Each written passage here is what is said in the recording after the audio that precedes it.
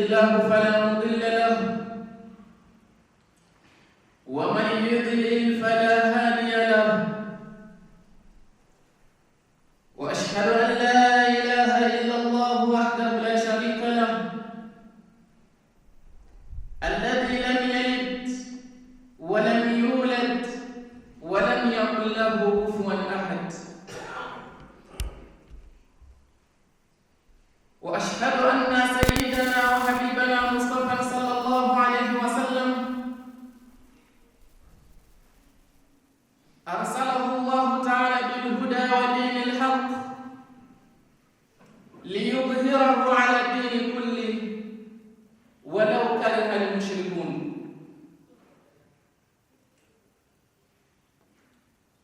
يا أيها الذين آمنوا اتقوا الله حق تقاته ولا تموتن إلا وأنتم مسلمون. يا أيها الناس اتقوا ربكم الذي خلقكم من نفس واحدة وخلق منها زوجها وبث منهما رجالا كثيرا والنساء واتقوا الله الذي تساءلون به والأرحام إن الله عليكم رقيبا. يا أيها الذين آمنوا اتقوا الله وقولوا قولا سديدا يصلح لكم أعمالكم ويغفر لكم ذنوبكم ومن يطع الله ورسوله فقد فاز فوزا عظيما. أما بعد فإن أصدق الحديث كتاب الله وخير الهدي هدي محمد صلى الله عليه وسلم وشر الأمور محدثاتها وكل محدثة بدعة وكل بدعة ضلالة وكل ضلالة في النار. أخاذنا الله وإياكم عن النار يا رب العالمين. Baada ya kumhimidi Allah subhanahu wa ta'ala na kumtakia rehma na amani nabii wetu mtukufu wa daraja mbele Allah subhanahu wa ta'ala, si mwingine bali Muhammad ibn Abdullah, rehma na amani zimwendee. Hatuna budi ya kumrudishia Allah subhanahu wa ta'ala shukrani kwa neema ambayo kwamba ametujalia. Miongoni mwa neema za Allah subhanahu wa ta'ala kwa kutukutanisha moja katika majumba yake matukufu, si kwa jambo lingine bali kwa kutekeleza amri ya Allah subhanahu wa ta'ala. Basi hatuna budi ya kumrudishia Allah subhanahu wa ta'ala shukrani kwa kusema alhamdulillah. يقول الله تبارك وتعالى في كتابه الكريم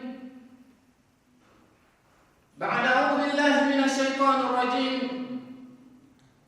تبارك الذي بيده الملك وهو على كل شيء قدير الذي خلق الموت والحياة ليبلوكم أيكم أحسن عملا وهو العزيز الغفور الذي خلق 7 سماوات طباقا ما ترى في خلق الرحمن من تفاوت فارجع البصر هل ترى من فطور. Ndugu zangu Waislamu, jambo la kwanza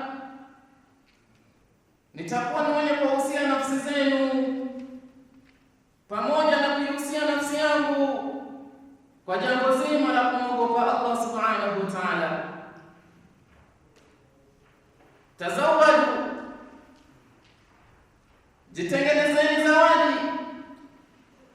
zawadi ambayo kwamba itakuwa ni yenye kutufaa mimi na wewe hapa duniani na kesho akhera. Fa inna khayra zadi taqwa. Allah subhanahu wa ta'ala tuambia hakika zawadi iliyo bora kwetu sisi ni kumwogopa Allah subhanahu wa ta'ala.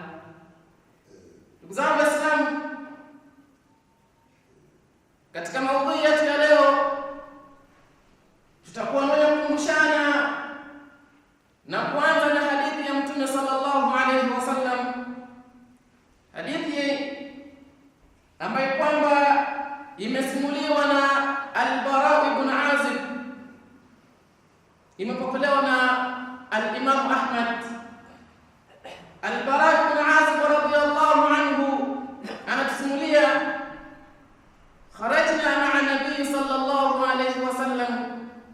fi janazati rajulin min ansar fantahaina ila alqabri wa lamma yulhad.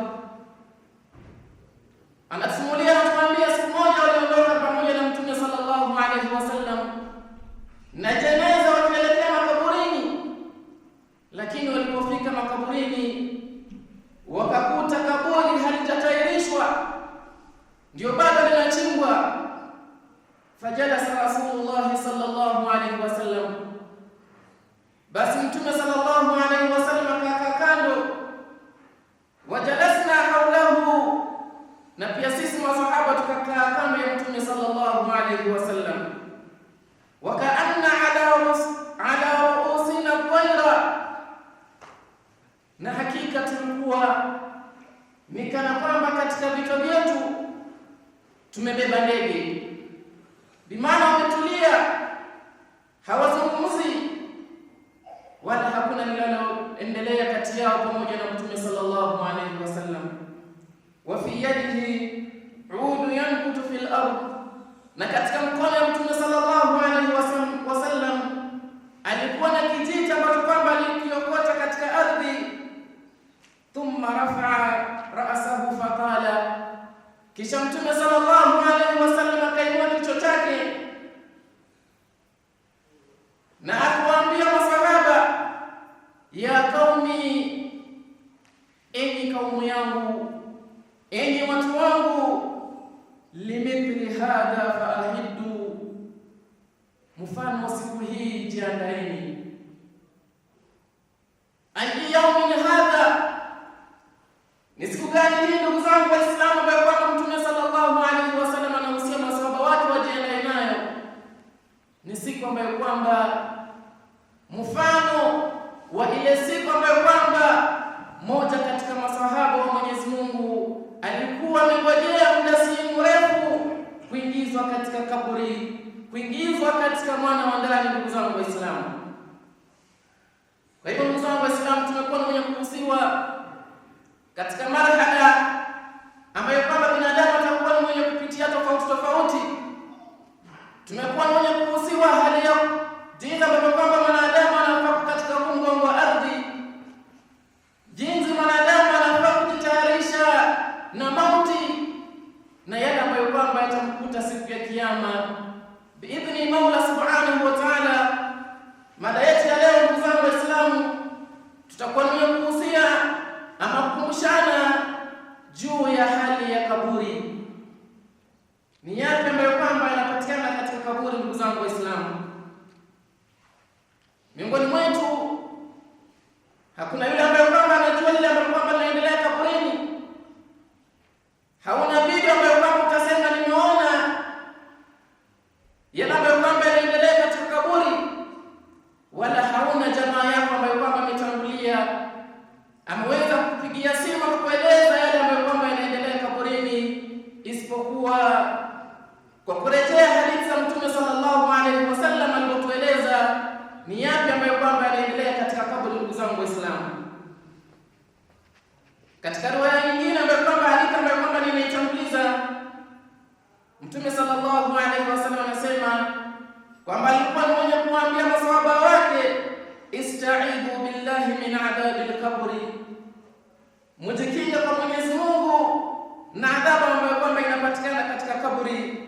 Thumma qala, kisha kwa mwenye kuongezea Mtume sallallahu alaihi wasallam, laula an la tadafanu la da'awtu Allah an yusmi'akum min adhabil qabri, lau hamngekuwa kuwa ni wenye kuzikana ninyi kwa wenyewe, basi ningeomba Allah subhanahu wa ta'ala katika dua zangu aweze kuwajalia mkawa ni wenye kusikiza makelele ambayo kwamba inapatikana katika kaburi mwanadamu anapoingizwa katika kaburi. Ndugu zangu Waislamu,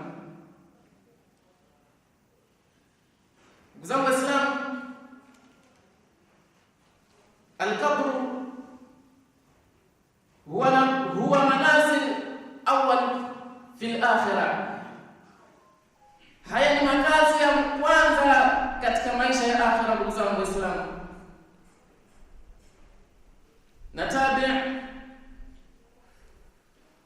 mtumwa huru anasimulia kwamba kana Uthman idha waqafa ala qabri,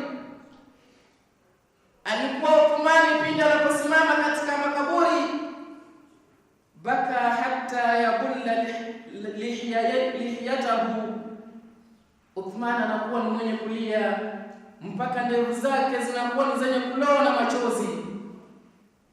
Fakila lahu, basi tuliweza kumuuliza Uthman ibn Affan, tadhakkuru aljannata wan nar fala tabki, unakumbuka janna na kutaja janna na moto, unasoma katika aya ambazo kwamba zinataja moto na janna, lakini haujakutwa kulia.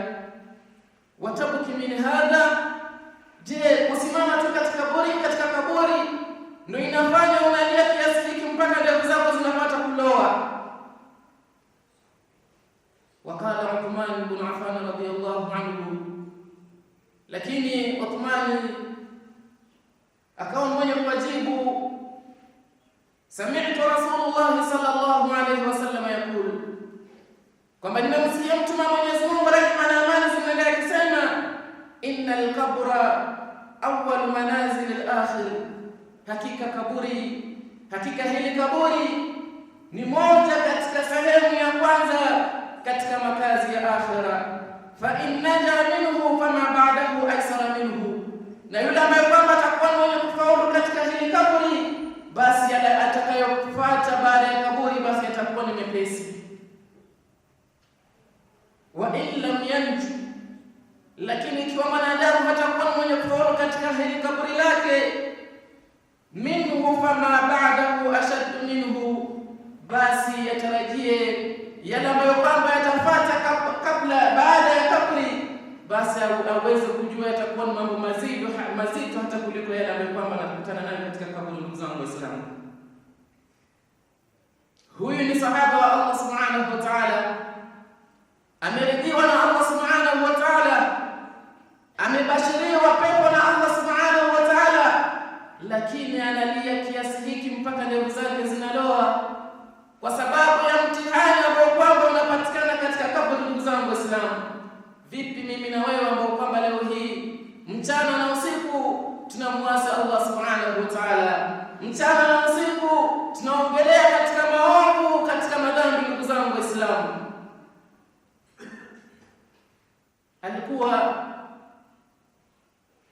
mwanachuoni mmoja Ibn Dardai akisema, akhafu tula safari wa qilatu zadi, mimi nahofia safari ambayo kwamba ni ndefu lakini zawadi yangu ni chache. Ndugu zangu Waislamu, tumetanguliza kusema fa inna khayra zadi taqwa, zawadi iliyo bora ndugu zangu Waislamu kumwogopa Allah subhanahu wa ta'ala.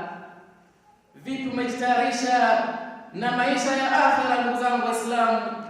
Kiasi gani cha zawadi ambacho kwamba umekitayarisha kwa nafsi yako siku ambayo kwamba utakuwa ni mwenye kuingiza katika kaburi? Ndugu zangu Waislamu, Mtume sallallahu alaihi wasallam anasema, ya ibadi, enyi waja wangu, anasema Mtume sallallahu alaihi wasallam, al-qabru imma rawdatun min riyadil janna, kaburi ina hali mbili ndugu zangu Waislamu. Hali ya kwanza ndugu zangu Waislamu, imma ni moja katika mabustani, ni bustani katika mabustani ya janna ndugu zangu Waislamu. Na katika hali ya pili ndugu zangu Waislamu, wa imma au hufratu min hufari nar, ama ni mashimo miongoni mwa mashimo ya moto wa jahannam ndugu zangu Waislamu. Kaburi lako litakuwa ni miongoni mwa viwanja vya pepo ikiwa kwamba leo hii duniani umejitayarisha na yale ambayo kwamba utaweza kukaa nayo katika kaburi ndugu zangu Waislamu. Na ima itakuwa ni mashimo katika mashimo ya moto wa jahannam, kulingamana katika huu mgongo wa ardhi uliokaa, ukiwa kila siku ni kumwasi Allah subhanahu wa ta'ala, ikiwa kila siku wewe ni mwenye kuiba, kila siku wewe ni mwenye kuzini, basi hilo kaburi lako ndugu zangu Waislamu tarajia wa miongoni mwa mashimo katika mashimo ya moto wa jahannam ndugu zangu Waislamu. Na Allah subhanahu wa ta'ala tukinge na katika hali kama hiyo katika makaburi yetu ndugu zangu Waislamu. zangu Waislamu, Mtume sallallahu alaihi wasallam anatuelezea katika hadithi ambayo kwamba ni mashuhuri, yatba'u al-mayyita thalatha, yanamfuata maiti mambo matatu, na katika haya mambo matatu yanapomfuata katika kaburi, mambo mawili yanakuwa ni kurejea na anakuwa ni mwenye kubaki na jambo moja. Yanamfuata ni gani na gani? Ndugu zangu Waislamu, ahluhu, jamaa zake, wa maluhu, na mali zake, wa amaluhu, na matendo yake. Ndugu zangu Waislamu, lakini mali na jamaa zake wanakuwa ni wenye kurejea. Kila ambacho kwamba anabaki nacho mwanadamu katika kaburi ni matendo yake. Ndugu zangu Waislamu, ndio katika hadithi nyingine ya Al-Bara ibn Azib radhiyallahu anhu anasimulia, anasema qala Rasulullah sallallahu alayhi wasallam, amesema Mtume Mwenyezi Mungu rehma na amani zimwendee, innal mayta idha wudhiha fi qabri, hakika pindi mwanadamu anapoingizwa katika kaburi lake, innahu yasma'u hafka ni'alihim hina yuluna anhu, basi anakuwa mwenye kusikia nyayo za binadamu za ahli zake wakiondoka katika kaburi.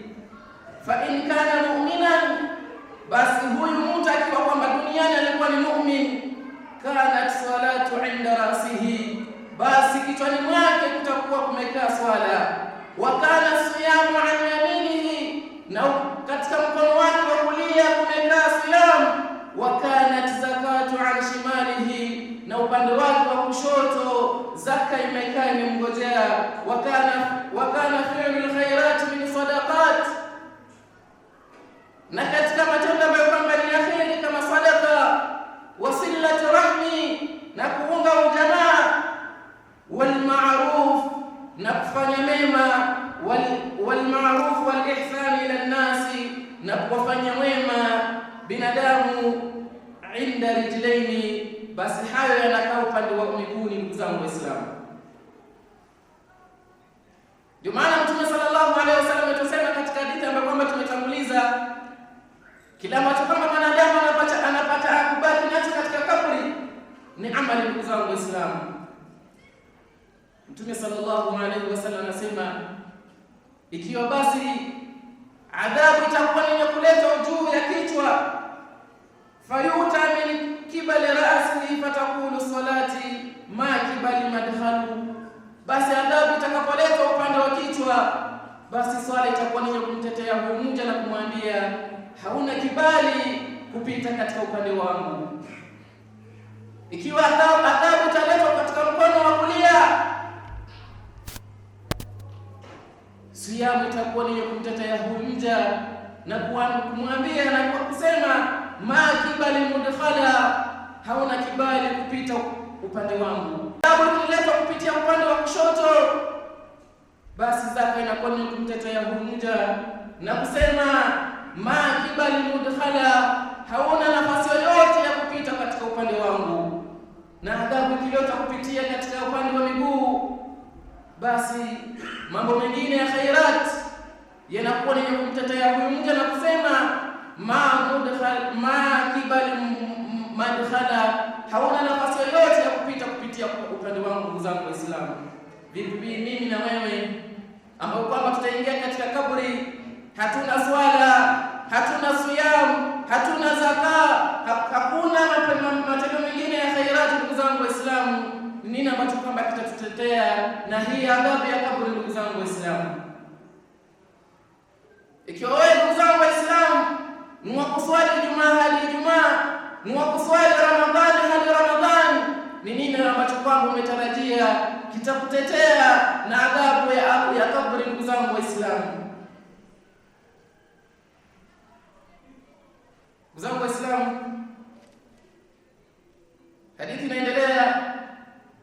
Mtume anasema, kisha malaika watashuka kaburini, fayakulu lahu, watakuwa ni mwenye kumwambia huyu mayit ijlis, amuka uketi, basi mwanadamu ataketi ameegemea katika kaburi, anaelekea upande wa magharibi, ndiza kwa kwamba mwanadamu anaingiza katika kaburi. Jua linaweza kuletwa, litaletwa katika kaburi mfano wa kuzama. Malaika watamuuliza, tupe habari juu ya huyu mja ambaye kwamba umekuwa naye, na tupe ushahidi juu yake. Lakini huyu mwanadamu kwa sababu alikuwa ni muumini, ataweza kuwajibu malaika, mnanichelewesha, wakati wa kuswali umefika, ngojeni ni swali, tutaongea baadaye. Lakini malaika watarudia kumuuliza, utaswali lakini tujibu huyu ni nani ambaye kwamba mmekuwa naye, na tutolee ushahidi juu yenu. Huyu mmoja atakuwa ni mwenye kuwajibu, mnaniuliza kuhusu Muhammad, huwa rasulullah wa ashhadu anna Muhammad huwa rasulullah, kwamba huyu ni mtume Muhammad, rehma na amani zimwendee, na nashuhudia kwa Allah subhanahu wa ta'ala kwa moyo wangu na ulimi wangu kwamba huyu ni mtume wa Allah subhanahu wa ta'ala. Vipi wewe leo hii umekaa mbali na maamrisho ya Allah subhanahu wa ta'ala na mtume wake? Utaweza kujibu kwamba mnaniuliza juu ya Muhammad? Ndio utasikia labda watu wengine wakiuliza, je, mnaniuliza kuhusu Messi? Je, mnaniuliza kuhusu Ronaldo? Kwa sababu gani? Duniani alikuwa wakati mwingi hayuko katika mambo ya Allah subhanahu wa ta'ala, bali alikuwa amezama katika dunia na kutafuta yale ambayo kwamba yanamfurahisha duniani, huku amesahau yale ambayo kwamba yatakuwa ni yenye kumkuta katika kaburi. Ndugu zangu Waislamu, kulingana na muda, ndugu zangu Waislamu, nikimalizia katika hadithi moja ya Mtume sallallahu alaihi wasallam, hadithi ya Abi Aisha radhiyallahu anha qalat, qala Rasulullah sallallahu alaihi wasallam, anasema Mtume wa Mwenyezi Mungu, rehma na amani zimwendee, innal qabra dhaqwa, hakika kaburi linabana. Mtume sallallahu alaihi wasallam anasema hakika kaburi linabana, walau kana ahadun najiyan minha naja minha Sa'd ibn Mu'adh, na ingekuwa kuna mtu angekuwa mwenye kusalimika na mubano wa kaburi, basi angekuwa ni Sa'd ibn Mu'adh radhiyallahu anhu. Maulama wanasema hakika siku ya Sa'd ibn Mu'adh kufa, arshi ya Allah subhanahu wa ta'ala iliweza kutetemeka. Huyu alikuwa ni sahaba wa Mwenyezi Mungu, miongoni mwa watu sita ambao kama walikubali Uislamu Madina, basi alikuwa miongoni mwao, na vita vyote Muhammad sallallahu alaihi wasallam aliweza kutangaza yeye alikuwa mtu wa kwanza kuingia katika vita pamoja na Mtume sallallahu alaihi wasallam. Na huyu jamaa, ndugu zangu Waislamu, jeneza lake limehudhuriwa na malaika 70,000, katika riwaya nyingine anasema malaika 80,000. Lakini anapoingizwa katika kaburi, basi kaburi linaweza linambana, ndugu zangu Waislamu. Kwa hivyo Mtume sallallahu alaihi wasallam atueleza hakika kaburi linabana, ndugu zangu Waislamu, na kila mtu atakuwa ni mwenye kubana na kaburi kiwango cha maasi ambayo kwamba ameweza kuyafanya hapa duniani. Ndugu zangu Waislamu, katika maswala ambayo kwamba unauliza mtu binadamu katika kaburi, man rabbuka, ma dinuka, ni nani mola wako, ni ipi dini yako, na unasemaje kuhusu huyu jamaa ambaye kwamba ametumilizwa juu yenu? Haya maswali, ndugu zangu Waislamu, hauwezi kuyajibu jinsi ambavyo kwamba ulivyohifadhishwa, bali utakuwa ni mwenye kuyajibu kulingamana na ulivyoyafanyia hapa kazi katika huu mgongo wa ardhi. Ndugu zangu Waislamu, aqulu qawlan hadha astaghfirullah li wa lakum wa lisairil mu'minina wal mu'minat wal muslimina wal muslimat wal ahya'u minhum wal amwat innahu huwal ghafurur rahim wa huwal barrul karim.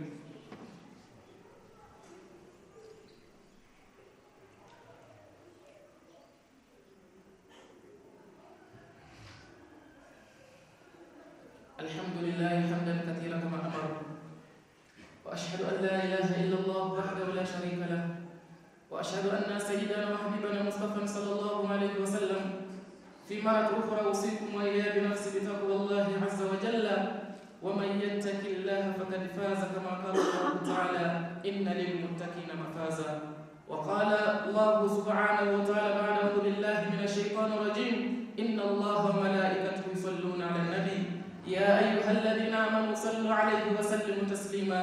اللهم صل على محمد وعلى آل محمد كما صليت على إبراهيم وعلى آل إبراهيم، وبارك على محمد وعلى آل محمد كما باركت على إبراهيم وعلى آل إبراهيم في العالمين إنك حميد مجيد. وارض اللهم عن الصحابة بارك من سيدنا أبو بكر الصديق وعمر بن الخطاب وعثمان بن عفان وعلي بن أبي طالب رضوان الله إليهم أجمعين إلى يوم الدين. اللهم اغفر المؤمنين والمؤمنات والمسلمين والمسلمات والأحياء منهم والأموات. ربنا تقبل منا إنك أنت السميع العليم وتب علينا إنك أنت التواب الرحيم.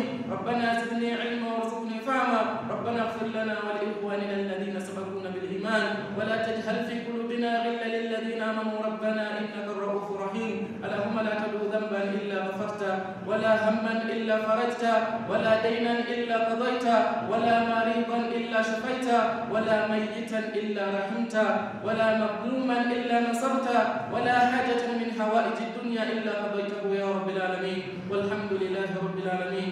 إن الله يأمركم بالعدل والإحسان وإيتاء ذي القربى وينهى عن الفحشاء والمنكر والبغي يعظكم لعلكم تذكرون. سبحانك اللهم وبحمدك أشهد أن لا إله